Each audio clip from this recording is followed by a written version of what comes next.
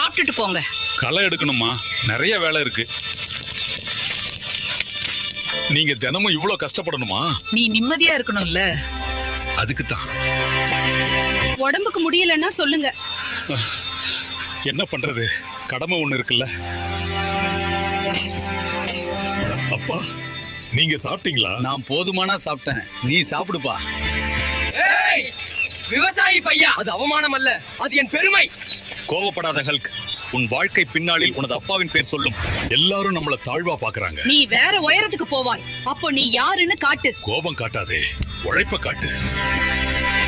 Hulk தனது படிப்பை முடித்துவிட்டு நகரத்துக்கு சென்று இரவும் பகலும் வேலை செய்கிறான். அம்மா, நான் இங்க கஷ்டப்படுறேன், ஆனா உங்களை கஷ்டப்பட விட மாட்டேன்.